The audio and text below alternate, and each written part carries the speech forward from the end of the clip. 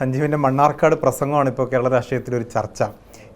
ആ പ്രസംഗത്തെ അടിസ്ഥാനപ്പെടുത്തിയുള്ള ചോദ്യങ്ങളാണ്. ഈ സ്വത്ത് രാഷ്ട്രീയത്തെക്കുറിച്ച് എന്താണ് സഞ്ജീവിൻ്റെ അഭിപ്രായം? സ്വത്ത് രാഷ്ട്രീയം അത് ലോകത്തെമ്പാടും നിലനിൽക്കുന്നതാണ്.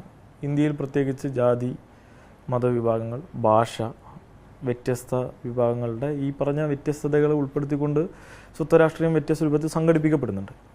എന്നാൽ നമ്മുടെ നാട്ടിൽ പ്രത്യേകിച്ച് മതത്തിൻ്റെ പേരിൽ നടക്കുന്ന പ്രധാനപ്പെട്ട രണ്ട് സ്വത്വവർഗ്ഗങ്ങൾ, ഒന്ന് ന്യൂനപക്ഷ സ്വത്വബോധത്തെ ഉയർത്തിപ്പിടിച്ചും മറ്റൊന്ന് ഭൂരിപക്ഷ സ്വത്വബോധത്തെ ഉയർത്തിപ്പിടിച്ചും പ്രവർത്തിക്കുന്നുണ്ട്.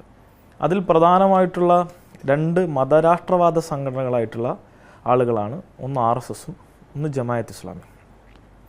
എന്നാൽ അതേ നിലയിൽ മതരാഷ്ട്രവാദം ഉയർത്തുന്നില്ലെങ്കിലും വർഗീയ നിലപാടുള്ള ഇന്നത്തെ മുസ്ലിം ജനവിഭാഗങ്ങൾക്കിടയിൽ പ്രവർത്തിക്കുന്ന ഒരു സംഘടനയാണ് MSFഉം മുസ്ലിം ലീഗും. ഈ സ്വത്ത് രാഷ്ട്രീയത്തെയും വർഗീയതയും നമുക്ക് ഒരു അതിർവരം വിടുകയാണെങ്കിൽ എപ്പോഴാണ് ഈ സ്വത്ത് രാഷ്ട്രീയം വർഗീയതയിലേക്ക് മാറുന്നു എന്ന് തോന്നുന്നത്? അതിൽ കുറേ ഡിബേറ്റബിളായ പ്രശ്നങ്ങളുണ്ട്.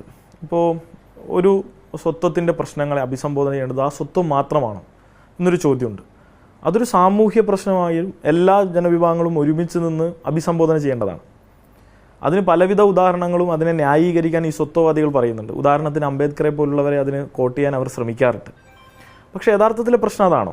ഈ സ്വത്വവാദികളുടെ പ്രശ്നങ്ങളെ ഒരു സാമൂഹ്യ പ്രശ്നമായി കണ്ട് അതിനെ എല്ലാവരും കൂട്ടായി നിന്ന ഒരു ജനാധിപത്യ സമൂഹത്തിൽ, പ്രത്യേകിച്ച് ഇന്ത്യ പോലുള്ളൊരു ജനാധിപത്യ സമൂഹത്തിൽ എന്താണ് വേണ്ടത്? എല്ലാവിധ ജനവിഭാഗങ്ങളും ഒരുമിച്ച് നിന്ന് ആ വിഷയത്തെ അഭിസംബോധന ചെയ്യുകയാണ് വേണ്ടത്. എന്നാൽ നേരെ മറിച്ച് ആ വിഷയത്തെ ഉൾപ്പെടുത്തിക്കൊണ്ട് പ്രത്യേകിച്ച് മതത്തെ സംഘടിപ്പിക്കുകയും ആ വിഷയത്തെ മാത്രം മുൻനിർത്തിക്കൊണ്ട് ആ മതത്തിലെ ആളുകളെ സംഘടിപ്പിച്ച് മറ്റ് മതങ്ങളിന്മേലുള്ള വെറുപ്പുകൾ ജനിപ്പിക്കുകയും ചെയ്യുന്ന തരത്തിലേക്ക് അതിനെ വഴിമാറ്റി എന്ന് വിടുന്ന സ്ഥിതി ഇന്ന് പ്രത്യേകിച്ച് പോസ്റ്റ് മോഡേൺ കാലത്ത് വളരെ വർദ്ധിച്ചു വരുന്ന ഒരു കാഴ്ചയാണ് നമ്മൾ കാണുന്നത്.